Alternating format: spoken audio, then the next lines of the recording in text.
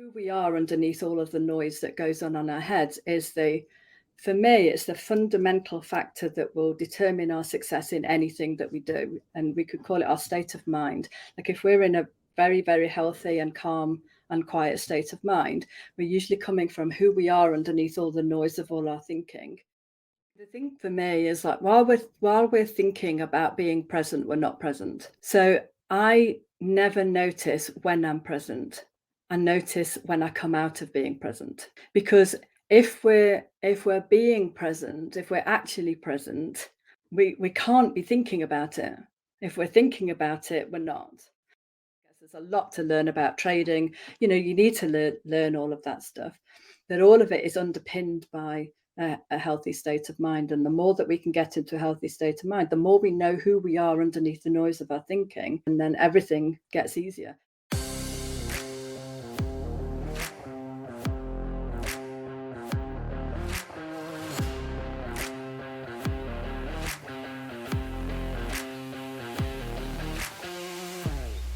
Welcome to the AlphaMind Podcast, hosted by Mark Randall and Stephen Goldstein, a podcast for people involved in trading and investing, but which is also useful and relevant to people engaged in all high-performance activities. High performance in all areas of life comes down to two main aspects. One, how you do the tasks required for the role or activity you are engaged in, and two, how you are when you do those tasks. On the AlphaMind Podcast, we focus on and explore the latter of these two aspects, how you are when you do those tasks. We feel that this aspect of high performance and trading is not given the attention and focus it deserves, particularly as it is the aspect that is far more important as a differentiator of success and elite performance. In the world of trading and investing, the term alpha describes the excess profit or return which a trader makes from taking risk. Our focus is on the mindset needed to produce alpha, hence the term an alpha mind. Today on the podcast, we are delighted and honoured to have as our guest Maria Iliffe-Wood, a very different kind of guest to those that we typically have on, but someone with a very powerful message, as you heard in those clips at the beginning of this podcast. Before we go to the podcast, just a few words about our podcast sponsor, the Society of Technical Analysts, and their brilliant home study course. The home study course is being put together by some of the leading technical analysts in the financial markets. It is based on the Technical Analysis Diploma Programme, which has been taught at the London School of Economics over the past decade. If you want, you can take the home study course and also complete a diploma programme as well. The home study course goes really in depth into technical analysis, different aspects of technical analysis, and into how to use technical analysis in the market.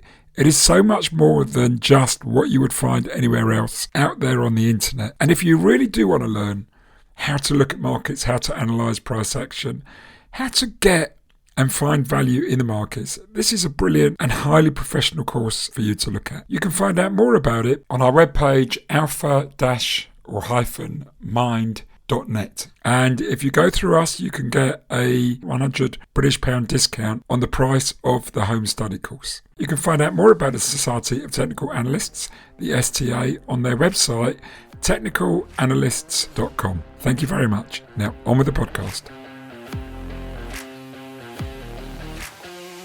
Welcome to this week's podcast, and I'm delighted to introduce Maria Iliffe-Wood, who is a coach and someone who has been very influential in my own development and journey as a coach, and as a writer of my new book, which I first mentioned in the last podcast, Mastering the Mental Game of Trading, which Harriman House will be publishing in January 24.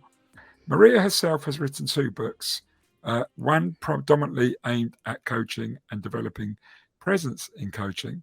The other one is a recent book which is called A Caged Mind, and I read it a few weeks ago and catalysed me to invite her on the AlphaMind Podcast, because although it's nothing to do with trading and working in financial markets, I feel it's everything to do with trading and working in financial markets. And if you read it, which I highly advise you to do so, you will realise, hopefully, where I'm going with this. So as a reminder, a key aspect of our focus is not so much on trading per se, but on the role of the person as a trader, trying to perform their best in a complex and uncertain world, with the outside world constantly testing them, throwing curveballs at them, stepping on mines, and finding their weak spots and then exploiting them and throwing them away from trying to achieve high performance. We believe that the real battle, and you've probably heard us say this many times, doesn't come from beating the market. Beating the market is a strange term, but it's not that difficult, as we often see with people who say try to paper trade and perform very well.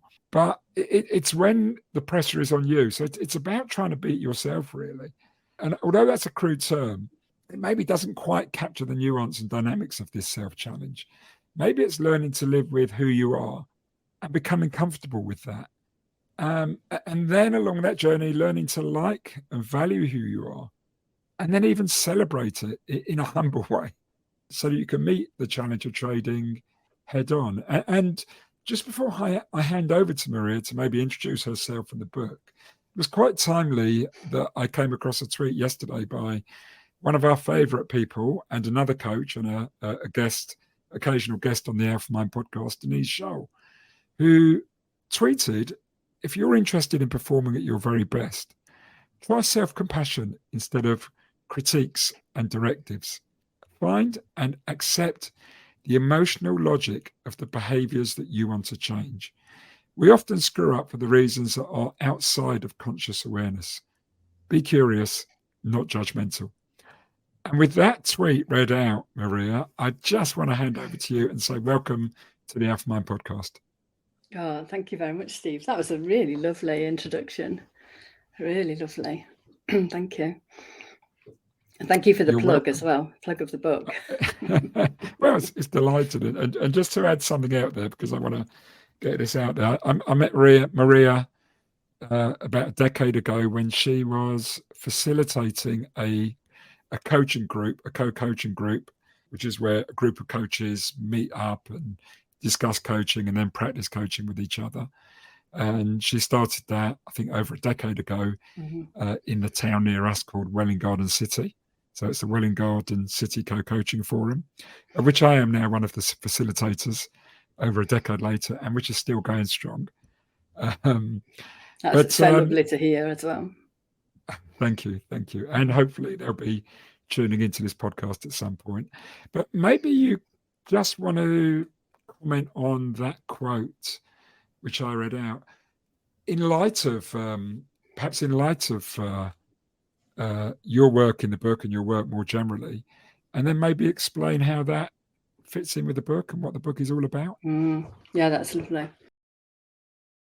So one of the things that had the biggest impact in my life, in the way that I experience life and in the way that I do everything and approach everything, my work, my personal life, everything actually, was transformed when I stopped beating myself up for anything, when I stopped being judgmental about myself, about everything that I was doing, wasn't critiquing in a critical way, which was a habit that I'd really got into over many years, like finding fault with myself and then beating myself up for it. And it took quite a while to realize that all of that self-judgment, all of that beating myself up, none of it was helpful.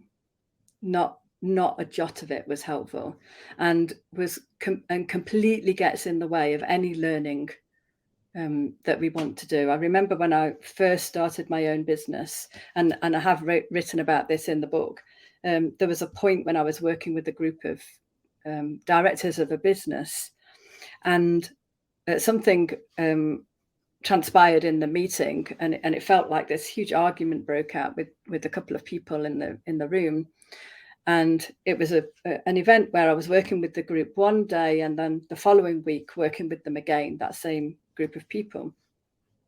And for that whole week, I was beating myself up, like self-critiquing what I should have done, what I shouldn't have done, how I could have prevented it, what it said about me as a person. I was already down the realms of I might as well give up being self-employed. This is never going to work out. The MD is going to tell everybody not to work with me. Like a whole load of self-talk went on.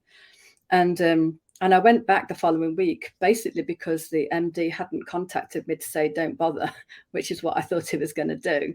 And when I got there, he was waiting for me in reception, and I thought, oh my God, this is it. And the first thing he said to me was, Maria, what you did last week was fabulous. I really enjoyed it. I'm really looking forward to this week. I've already seen a difference in my people. And it wasn't until that happened. So at that point, all of that self-talk, all of that self-criticism, all of that self-judgment stopped. And when I got home after the day of working with the team, I then reflected on what had actually happened and what I could do differently next time if anything like that was to happen again.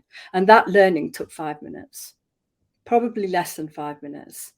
But while all of that self-judgment was going on and the beating myself up and all of that kind of thing, none of the learning could happen. And I do have people who say to me, I should be critiquing myself. I should be, how am I going to learn if I don't do that? You're not going to learn while you're doing it. That's it. And it's something that I've seen really, really loud and clear. And, that doesn't mean to say I don't get the odd thoughts about, have I said the right thing? Have I done the right thing? Did I do a good enough job of that? I still get those that kind of thinking. But it doesn't have the grip on me that it used to have. It doesn't last very long. And as soon as it goes, then I can start really learning.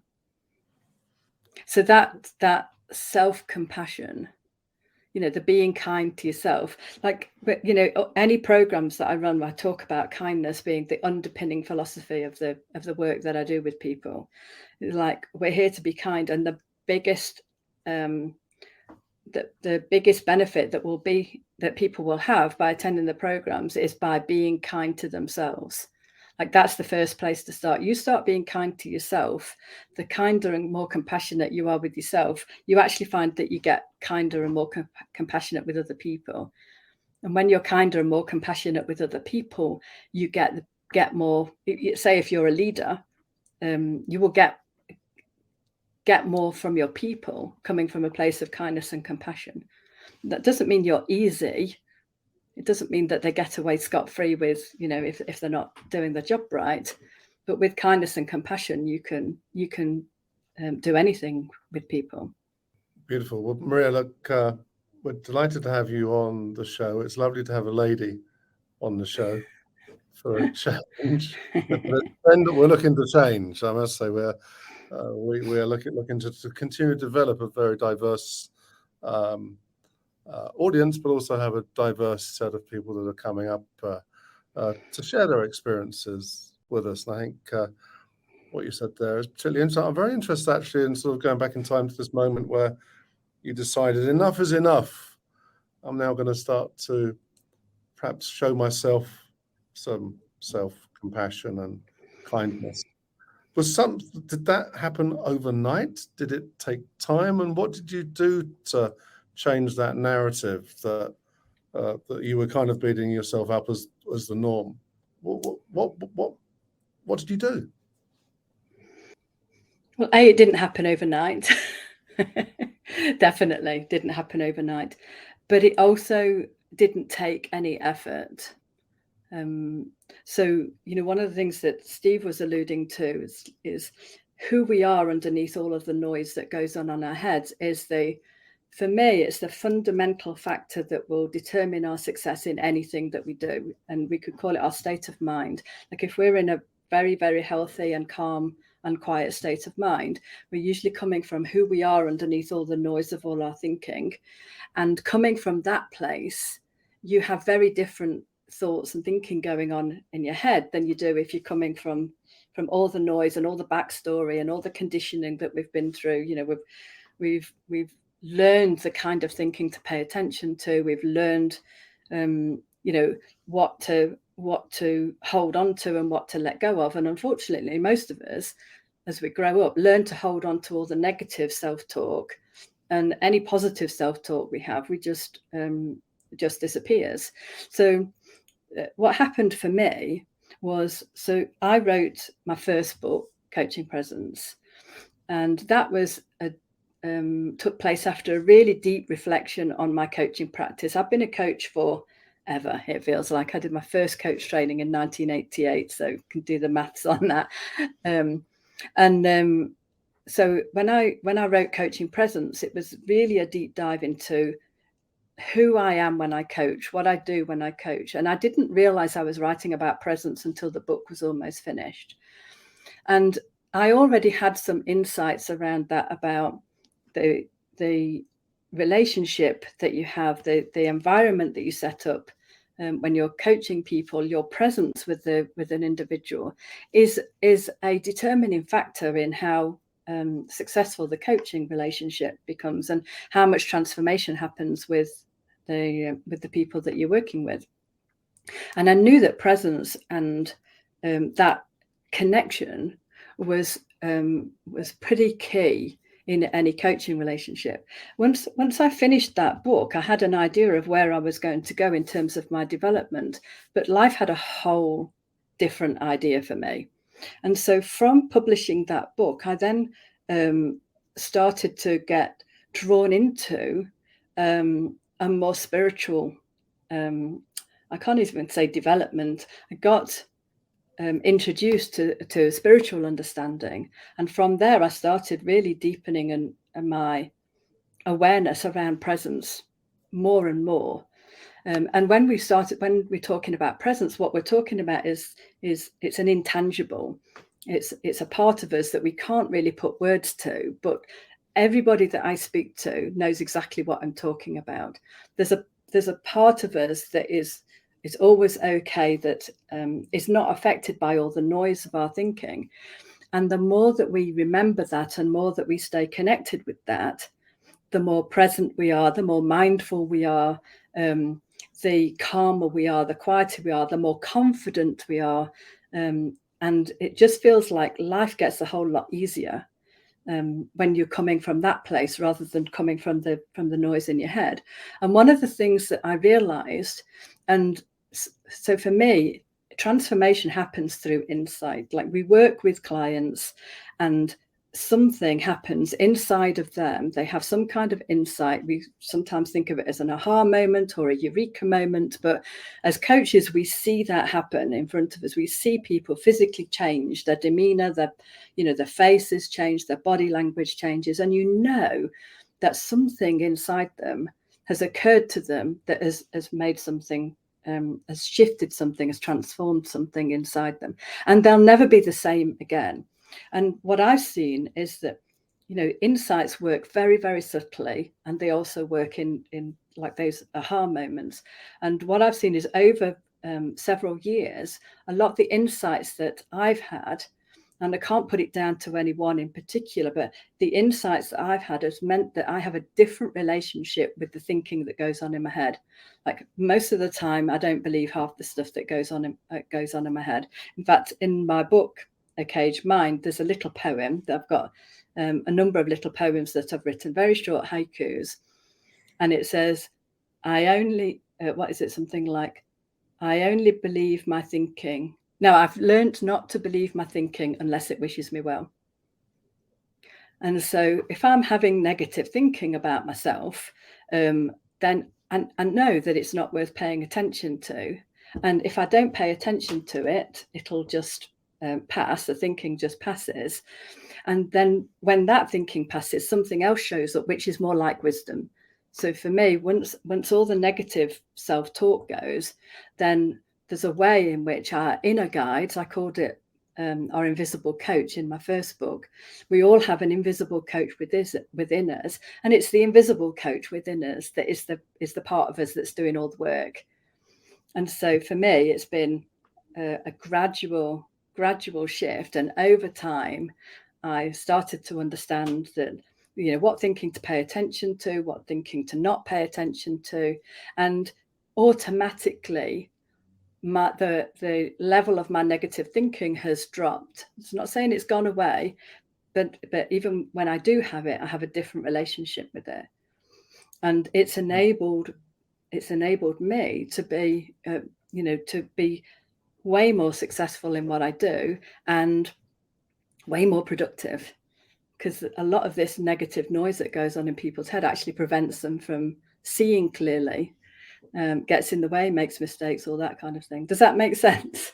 I've waffled on a little bit there. No, it's lovely to hear. No, indeed. Of course, we all have this capability of time traveling with these thoughts into the darkness of the past and the fears of the future. And of course, we lose this sense of presence as a consequence, and we end up beating ourselves up in our head because of this trauma that's self-induced.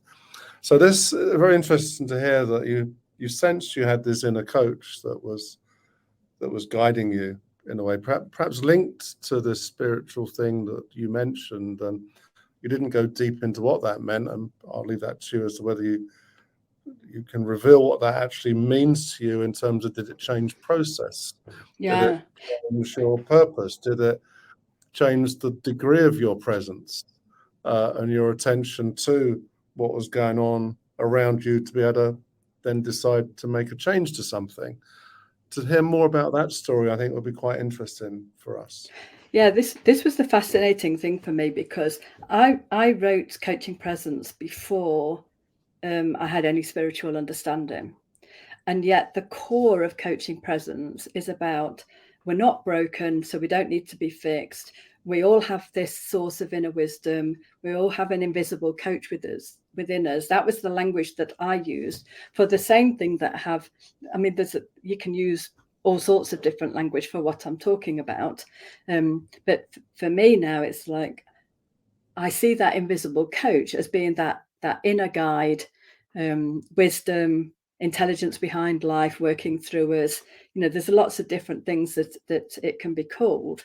And what happened for me with writing A Caged Mind is that writing A Caged Mind is a very different book to Coaching Presence. Coaching Presence is a very practical, pragmatic review of a coaching practice, my coaching practice. A Caged Mind is more like a memoir, but in writing A Caged Mind, I was reflecting back on pretty much all parts of my life and seeing how, even from an early age, with no awareness whatsoever of having this inner guide inside me, it was guiding my whole life. And I can see it all different points in my life, through the darkest times in my life, through the best times of my life, that we have this, all of us have this inner guide, regardless if we know whether we've got it or not. So the thing that the spiritual understanding did for me was remind me of that, because whenever we talk to anybody about whether they've got an inner guide with them, whether invisible coach, whatever they want to call it, everybody knows that they have that. Everybody can see that they have that, but it's kind of been forgotten. And when we start to remember that, we can start to pay attention more to it. So for me, when my inner guide is guiding me, it has a feeling of rightness about it. It has a feeling of, that makes sense to do. It's got a neutral feeling to it. And so what's happened for me is writing the book has helped me to reflect on my whole life, see how that's been showing up my whole life, and therefore then being able to trust it a lot more. So, yeah. So I guess I'd ask did you find that the process of writing actually started to reveal more of the personality of this inner guide? Completely. Look, what astounds me through writing, so I've written pretty much every day for maybe 15 years now. And most of that writing is just purely for my own enjoyment, for my own learning, because what happens is, through my writing, I learned so much about myself. I learned so much about trusting this inner guide. It's amazing how much wisdom comes through in my writing. And when I say wisdom, what I'm talking about is nuggets that make perfect sense to me that maybe I hadn't thought of before. It really astounds me what can come through in writing. Well, and what was the smartest thing that your inner guide told you in this reveal that occurred through the writing? Was there something that turned up and you thought, wow, there's been a lot. I tell you the one that springs to mind. If you read A Cage Mind, you'll realise that I had quite a difficult relationship with my mum growing up, and the way that I had, the thinking that I had about my mum and myself as a result of my childhood and all that kind of thing, had a really negative impact on me in terms of my limiting myself, not doing the things that I wanted to do. And I looked successful on the outside. I had a really good job as a director of a business, and but on the inside, I was just waiting for the rug to be pulled out of my feet at any given moment. Through the writing, what came out one particular day was a memory of an experience of my mum when I was very young. And through the writing, I was in my mum's shoes, looking at that experience, being in that experience, not from my experience, looking at what was happening.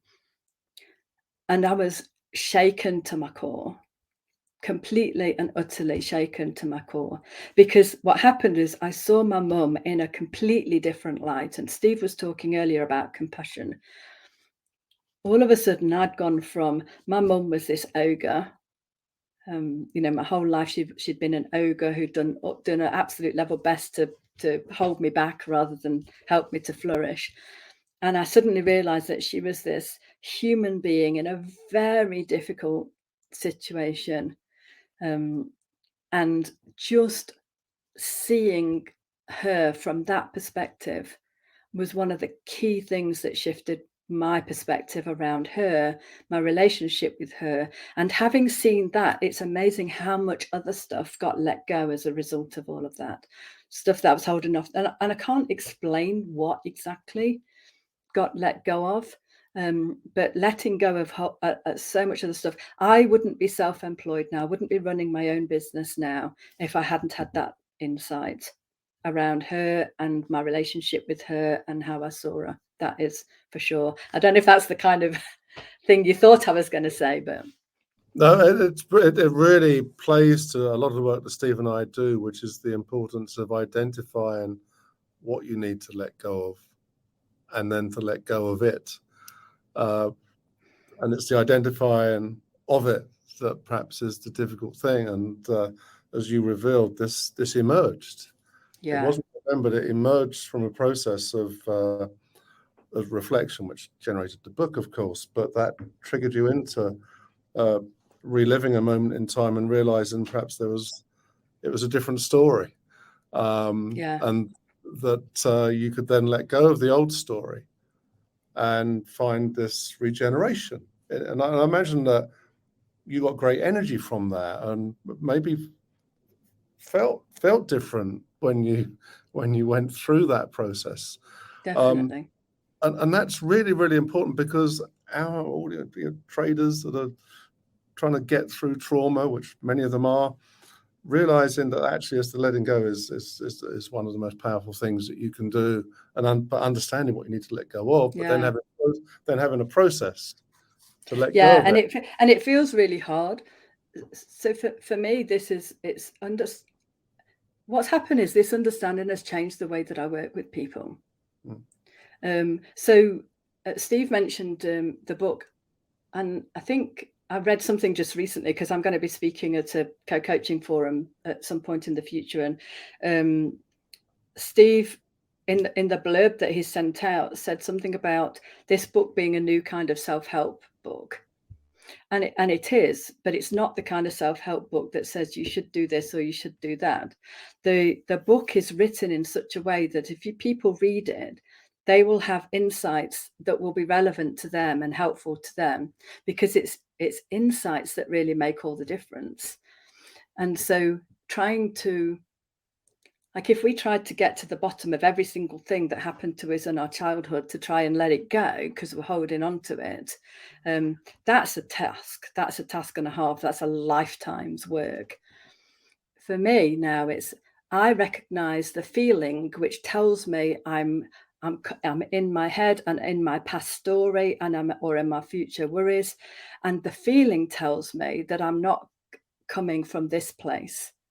And for me, that it makes it very much easier to not have to worry about what is the content of all of that negative thinking, but that I'm having all this negative thinking and I'm caught in it in the moment. And if I leave it alone, at some point it'll disappear and I'll be back to who I am at my core. Yeah, beautiful. And I guess I want you to ask a question about presence, because you mentioned presence as being pretty important, I guess. And of course, that's knowing yourself is part of presence, and knowing what state you're in to even notice that you're not in the present because you're somewhere up in the world of thoughts that often are troubling. But did you do anything to enhance your level of presence, and any process, any tools that you were accessing that helped that journey for you? We will return to this podcast shortly. The Society of Technical Analysts, STA, is a not-for-profit body, member-led, which works purely and exclusively for the benefit of its members and runs a brilliant home study course on technical analysis. The home study course is based on the diploma programme, which they have been delivering for many years at the world-renowned London School of Economics. You can get a £100 discount on the cost of this course. Visit the AlphaMind website, alpha-mind.net, for further details. Now back to the podcast. The thing for me is like while we're thinking about being present, we're not present. So I never notice when I'm present. I notice when I come out of being present. Because if we're being present, if we're actually present, we can't be thinking about it. If we're thinking about it, we're not. And so one of the things for me, I used to go through a little bit of a process, and it's in my first book, Coaching Presence, about how I would get myself into a state of mind, a good state of mind, ready for a coaching session. And I would read up on my notes beforehand, and I would breathe, and I would do all this body scan and all this kind of thing. And one of the key things now for me, it's like I don't worry about that. I know that I get into a coaching session, I focus on my client, and then I'm present. Like I don't need to, like if I start to do a body scan while I'm with a client, I'm not present. I'm present to me. I'm present to me in the moment and how I feel in the moment, but I'm not present to the person that I'm working with.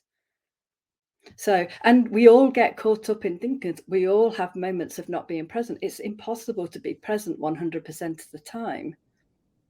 So for me, it's noticing. And for me, it feels like this. Presence feels like coming from here. And then when I'm not present, I'm in my head in whatever way, shape or form that is. It might be trying to think of the next question, or trying to think of the next thing to say, or trying to remember what's been said. Like I don't bother about any of that anymore, because what I know is, like when the moment comes for me to say something in a coaching session, something will occur to me from this place that may or may not be something I thought of 5 minutes ago while the client was still doing some thinking or talking of their own. And so for me, it's more to do with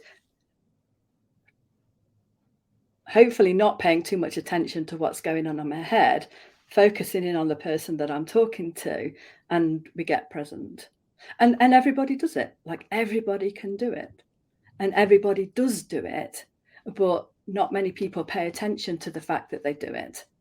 And it's in those moments of present when our minds are completely not focused on anything other than what's happening right here, right now. I'm guessing those moments when your traders make the best decisions that they can make for their job is those moments when all of that thinking has fallen away. They're in the moment, paying attention to what's going on, and something occurs to them like, I'm going to do this right here, right now. And there's something about that feels right, not in an egotistical, I'm right, this is the way that I should do it, but in a, this is what makes sense right here, right now. They're present. And the more people notice that, the more times that they will become present. So for me, when I'm talking to people, the way that I work with people, I'm getting them to pay attention to the moments when they are present in hindsight, because we don't recognize it in the moment. And the more that they pay attention to those moments, the more they happen somehow. Yes, certainly from myself, it was the case. There was a point where it arose without thought, and you achieved this state as almost an automatic state, and yeah, it's very difficult to describe. It's almost like you just happen to access this own sort of Swiss Army toolkit, and you get sort of stuff happen because you've just developed that level of, I don't know if practice is the right word or process, but certainly it's something that appears without the need to call for it, if that makes sense. Yeah. But you kind of know you're in it when you're in it, because you tend to be in this flow state. In a flow state, yes. Things are effortless and really, as you referred to from the trader perspective, and indeed you're quite right that some of the best decisions happen because they feel right at that time, and you tend not to be in a super stress state when you're doing that. So there's a sort of a triangle or bigger triangle of interrelatedness about what the equation is, to be effective in the moment. And I think it's read as complex, but it starts off with self-awareness. I think if you don't have that self-awareness and self-compassion, then I think the equation is very, very weak. Yeah, so starts getting a bit distorted. Gets to sort of, thus your effectiveness optimized because you've not paid attention to the quality of the components of the equation. A lot of people don't realize that there are those components around self-compassion, self-awareness, and presence that are even part of the equation anyway. And so that they have a misformed equation and wonder why they're operating non-optimally, particularly in fast, fluid, difficult environments. And then you also get other people who are in that optimal state, but don't have any awareness of it, but they just somehow, I know people who are, they're very calm, they're very grounded, but they know nothing about it. Like if you were to ask them about it, to articulate it, they can't tell you, but they just live in that space. Some people very luckily live in that space. Yeah, it's difficult to describe, and I think that we do all experience life in a very different way, sometimes because of our back history. Absolutely. And you presence has a look. If you notice, if you saw somebody that's present, that is it looks very different to somebody that's not present. So you can tell in body language and even tone, and even the way they listen or the way they interpret is very, very different between present and not present people. Completely. And you can tell, even on the phone, you can tell. Yes, very much. Like if you're talking to somebody on the phone, when they're not paying attention. Yeah. And there's no physicality, there's no body language or anything that is helping with that, but And then that underlines just how what a gift presence is. That ability to determine whether what's being told is truthful, is accurate, is nuanced. If you're not present, you won't be able to interpret it that way. And so you may be interpreting things in the way you choose to interpret rather than actually how it is. Yeah. So I think, in complex organizations, it's the non-listening and the assumptions that go on in communication that cause significant amount of politics and distortion within corporate environments. So presence shows its face differently across these broad environments, but it's powerful. But it's more than just presence, because I think there's this misperception that to perform we need to be present. Well, that's fine, but you also need to have passion and commitment, and you've got to be learning on the journey, and you've got lots of other things you need to be doing to be able to do what you're doing. Presence is pretty important, but like I say, it's this equation. Yeah. For us, we work with quite a lot of leaders. My husband and I, we work together often with leadership teams, and we always talk about state of mind And when we talk about state of mind, we're talking about this exact same thing, access to this inner guide, intelligence that is within all of us, and coming from a healthy state of mind, because that underpins everything. Like everything else, you need to learn all about leadership. I guess there's a lot to learn about trading. You need to learn all of that stuff. But all of it is underpinned by a healthy state of mind. And the more that we can get into a healthy state of mind, the more we know who we are underneath the noise of our thinking, the more often we get into a healthy state of mind. And then everything gets easier. And exactly the same for leaders. We've had amazing conversations with leaders when they've realized one of the biggest things is how to not let their ego get in the way. I'm going to jump in here because I've been listening like an audience member, just to you two, sort of jamming almost, and it's been wonderful. I really enjoyed it. In fact, I think I forgot I was in it for a second. Something really weird happened though, as I was doing it. This software, which I've been using for hosting these podcasts for about 4 years, there's 6 buttons at the bottom of my screen, and one of them I'd never noticed before, and the button says present. I suddenly thought, I swear I've never noticed it before. All of a sudden I've noticed and it says present. And it's, I thought, how weird. I mean, wouldn't it be lovely if we could have a button that made us present? But we don't. And so and we often get asked, I put tweets out there regularly that allude to this. And I often get people come back and say, well, how do I do this? And I'm like, not really sure I can answer that in a 242 character tweet. But just very quickly, we're close to the end of this podcast. And it's not something I know you can answer quickly, but if, what for you is if that button did exist, what would it look like for you? What would be the workings behind it? Well, I suppose for me, it's exactly that, what I've just done. Yeah. Like taking a second, taking a breath. And what happens when I do that is our eyes look as if they look out this way, out ahead of us. For me, when I get present, it's like my eyes drop down. So for me, this is where I feel like at my heart level. This is where I think my presence comes from more than anything. My wisdom comes from. And so for me to get present, I'll take a second to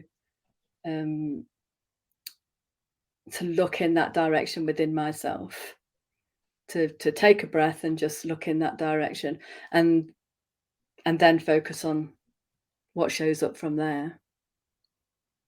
And that's so wonderfully simple, but something that I know is so hard to do. I mean, you must have. Were you always like that? No. Was that something you? There. Yes. You've read my book. I was an Irish, red-haired, green-eyed, hot-tempered person for a long time. And when I decided that I wasn't going to be that kind of person, I had no understanding, not the spiritual understanding. It was way before that. I had an insight, and when I look back now, I see that I had an insight that I realized that's not the kind of person I wanted to be. Because actually, up until that point, I was quite proud of that. It was intimidating. I thought, people were intimidated by me, and I saw that as a strength. And when I realized it wasn't, like as soon as I had that insight, then something already shifted inside me. And then, like Mark said, like that I didn't go from a hot-tempered person to a pretty calm, level-headed person overnight. But that insight showed me the kind of person that I wanted to be. And every time I stepped back into the kind of person I didn't want to be, I would notice, sometimes not until after the fact, but I would notice and then think, oh, that's not how I wanted to be. Let me think about what I'd do differently next time if I wasn't going to react in that way.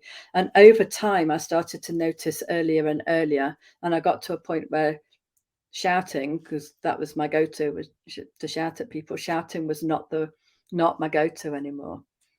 And I don't know how long that took. I don't think it took that long, but it wasn't an overnight sensation. Okay. Mark, anything you want to add to that? Well, I think it's just great that you decided that was not the person you wanted to continue being. And you set a different pathway for yourself. It took time, it took commitment. But you got there, yeah? You Yeah. made that change. So the quality of self can be changed, I think, by And you have to see it for dealing yourself. with yourself, I think. Yeah. Because up until that point, in my appraisals, all my appraisals were said you're direct, you're brusque, you're blunt, and you need to be different. But for me, like, I didn't know really what that meant. I didn't know how to be different. But then, and because I still thought at that point that shouting made me look strong, so I was seeing it as a positive, and that I had an insight, and I realized for myself that that I didn't want to be like that. And without that insight, I wouldn't have changed. I would have kept on going with the way that I was, I'm sure. There's something so powerful in what you just said. A particular sentence stood out for me. I didn't know how to be different. And I think everyone has that challenge. When you have that awareness that either you realize you've got to change or somebody else says you've got to change, and that means being different, but we don't know how to be because we've just become the person we are. Yeah. It's really interesting. Mark tells a story when we run our workshop programs with traders and companies. Mark shares his experience in one of those stories, that moment where you chose to become different, and it was almost life, as we discuss it was almost life-saving. Mm-hmm. As well as life-changing. I interviewed Mark about that in the sessions. But I've never asked you that question, Mark. How did you know to be different? I think I asked the question to start with of, rather than asking people around me how are they, I was bothered to ask my question, how am I? And decided, okay, I need to do something about it because I was in a state that I didn't think was sustainable. So I made that commitment to change, and that led to a lifetime of skills that perhaps it's very difficult. Perhaps they were spiritual. Perhaps I guess a deeper version of me appeared, and that meant I was more present with more purpose. But there were other things more complex than that. Yeah. Started off with me being, I guess, bothered to ask that question, how am I? I'm thinking, yep, okay, that needs to change. And then doing something about it. And then, as Arnold Schwarzenegger would say, don't listen to the naysayers, just grab it and go that way, Yeah. which is what I did. The thing that I get really intrigued about is, like, where did the idea come from to ask that question in the first place? And for me, that's like, this is where it comes from. It comes from a deeper place. And then it makes all the difference. Like, our wisdom works in really mysterious ways, I think. You can't, in a way, you can't work out in advance how it's gonna work. But in the moment, something occurs to you, and then and there's been a bit of adding a bit of vulnerability in that mix as well, and being happy to be vulnerable whilst you go through that, I guess, reassessment of what that means to you, and how you then adjust to that and do something about it and seek help, even as part of that, and being brave to do that. Men perhaps are not as brave as women in asking for that help, as I've heard from a recent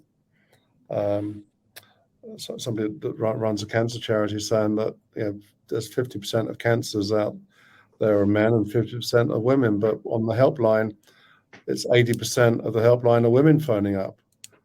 Only 20% of the helpline's men, because men seem not to want to talk about their vulnerability. But when you do actually face your vulnerability, I think that's where strength comes from, and where you then have a plan almost to then pave your way forward. Maria, bringing this back to the conversation, I mean, what Mark was talking about there, again, it felt very much like self-compassion. Bothering to ask yourself how you are, bothering to check in with yourself. But I think, like you said, we're just so bad at it, generally. And I think that people don't know where to look to check in with themselves, because what the stuff that's going on in our heads we've got so used to paying attention to all the noise in our heads that we don't realize that there's a deeper self to check in with. And so for me, I mean, there was a time many years ago, I remember having a conversation with my coach supervisor at the time, that I used to feel like my head was separate to my body. And through the conversations in the supervision session was how to almost like reconnect. I used to, the metaphor that I used was, these puppets on a string, and you can lift the head of the puppet off the body, can't you? And like that's a bit like how I felt. And I think that's how a lot of people go about life, is where their head is separate to the body. But for me, like who I am at my core feels like it's really in the center of my core of my body. And so even when I've got a lot of noise going on in my head, because it isn't that we get to a place where we live in a completely Zen-like state. That's, people think that's the ultimate state to get into, where you're living on an even keel all of the time. But life isn't like that. Life has its ups and downs, and we go through all sorts of things and we go through grief and sadness and anger and frustration and all of those things. But when we check in with our true self, the self that is at our core, that is not really touched by any of that, we have a completely different relationship with all of those emotions and all of those feelings.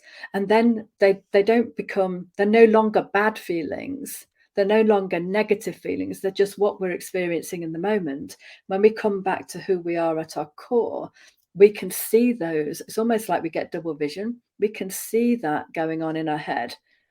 And coming back here, we're checking back in with who we are at our core, enables us to get a slight sense of detachment from all that noise in our heads. Yeah, it's really interesting, because sort of hearing you say that about our core, and you were just gesturing to your stomach when you said that. And I often think that's the core of our body, perhaps more so than our heart. Although there's obviously that mind body head, sort of mind body connection runs through the stomach, heart, head. How often do people talk about having a gut feel, a feeling in their stomach? Yeah. We hear it all the way, in our world here, in the markets, people talk about having an inspiration, an intuition, just a feeling in their gut that this was the right time or the wrong time, or that's what traders talk about all the time. And actually, what happens is most of the time they don't trust themselves with it. That's it. Yeah. That's been one of the biggest benefits of writing my books and reflecting back on my life, is seeing how I've been guided by that so many times. And sometimes I've ignored it, and sometimes I haven't. But having reflected on not all the instances, but a lot of instances when it's been happening in my life, enables me to be more trusting of it now. And I think it is a huge factor. Like, people just don't trust what their intuition is telling them. And so many times their intuition is spot on. Yeah. And I suppose that's in some way the inner wisdom that, you referred to wisdom earlier on. Yeah. Did you ever see the film about the oil rig fires? Which one was that? I can't remember the name of the film, but I think it was there was an oil rig fire, and there was something happening in the system that caused caused the fire. And there was somebody who was part of the oil rig who who knew that there was a problem, but it wasn't showing up in all of the test results. He had this intuitive feeling about the test results, and I can't remember the exact details of the film now, but it was all based on the true story.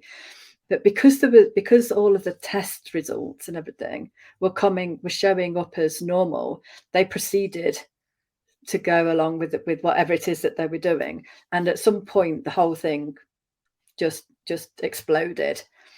But if they'd have paid attention to that person's gut feeling, intuition, they could have prevented the oil rig fire. It's there in the body. That there's a very famous experiment in psychology called the Iowa gambling task. I write about it in the book, and I won't go into the detail of it, but it involved let people read the book. But it involved the turning over, because I talk about intuition quite a lot in the book, and it involves the turning over of a predefined set of cards which the researchers had set up, and there was a pattern to the cards, to how you turn it over, and you would be rewarded or penalized depending on from which pack you sort of turned over a card.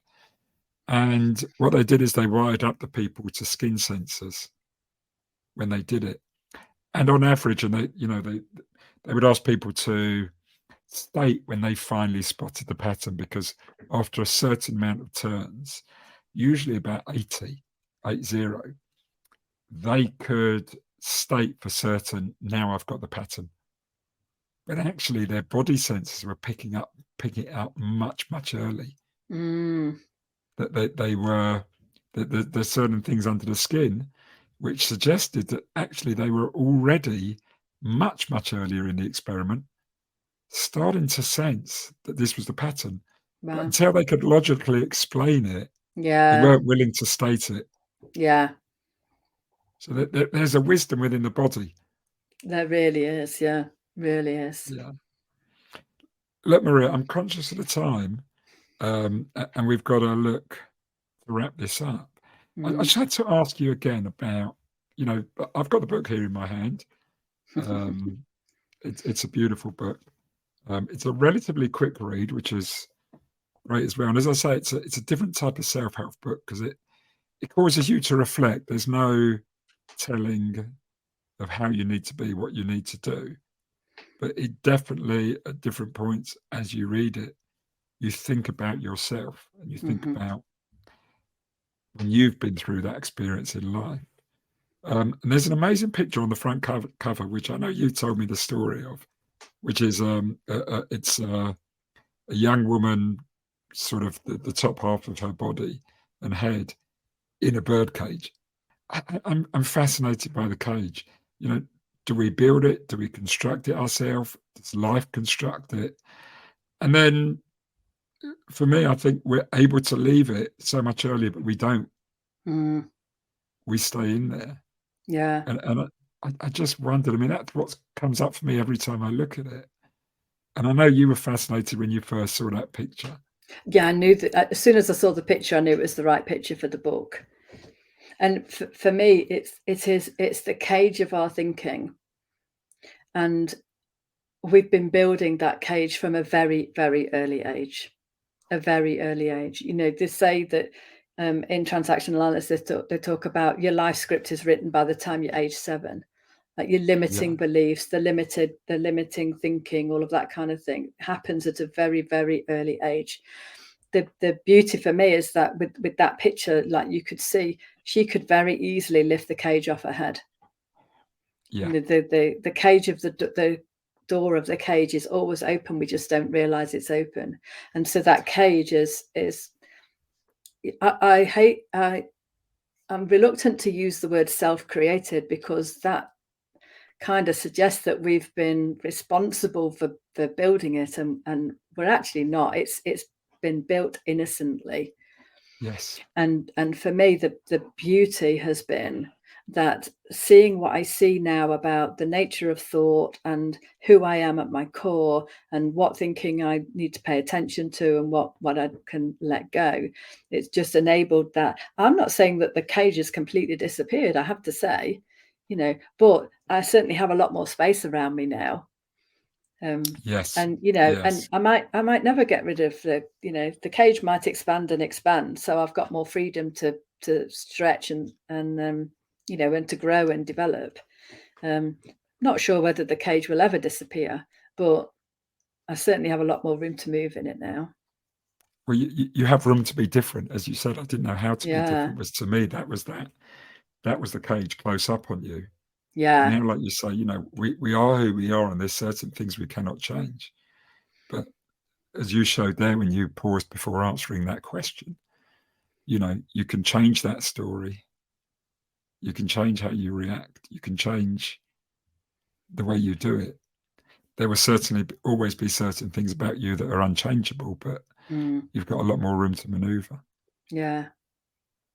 And the absolute blessing is the bit that never, ever changes is the core of who we are. Absolutely. That's the bit that never changes. That's the stable bit. There's a bit of a poem towards the end of the book about what I imagined enlightenment must look like. I think it's titled, I always wanted to be enlightened. I wanted to be like the Dalai Lama. I wanted to be like Eckhart Tolle. And, and I imagined that they have a Zen-like experience where they live in a mill pond existence. But actually, awakening up to who we really are, awakening to our spiritual essence, means that we go through life, we're able to tackle life's ups and downs with much more grace and ease. That's the way I like to see it. And that if we didn't have all of those lumps and bumps that we come across, life would get pretty boring. That's the final part of that poem. Being human would be pretty boring if I'd been granted my version of enlightenment. Mm-hmm. Yeah, that's so true. And I think that brings us to a nice close, actually, for this podcast. But I just want to say on behalf of Mark and myself, and also our audience, I think this was, as I said at the beginning, this is a very different sort of podcast to normal. But hopefully it will make them think about some of the things and reflect on some of the things that maybe they don't always think about or reflect upon. And maybe they go out and buy your book, A Caged Mind. That would be very nice too. It's been a pleasure. It's been an absolute pleasure. It's been lovely. Wonderful. Well, listen, Maria, thank you very much. Thank you. And that's the end of the podcast. Thank you for listening to the AlphaMind Podcast today. We do hope you've enjoyed this week's episode. If you want to know more about us and to find our past episodes and how to follow us so that you don't miss future ones, go to the AlphaMindPodcast.com. There's well over 100 episodes stretching back almost 4 years now, and we have some great guests in that time that will challenge you on these areas that we focus on. You can also subscribe on whichever podcast service you use. Also, if you want to sign up to our newsletter, go to Substack and then just do a search on the AlphaMind newsletter. We do have periodical articles about these human aspects of trading performance.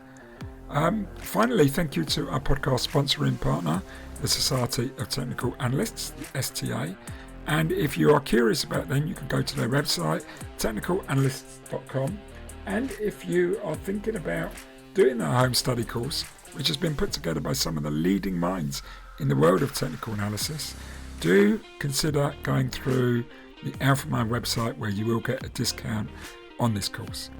That just leaves us to say best of luck in whatever you do over the next few weeks, and we do hope you join us again. Thank you.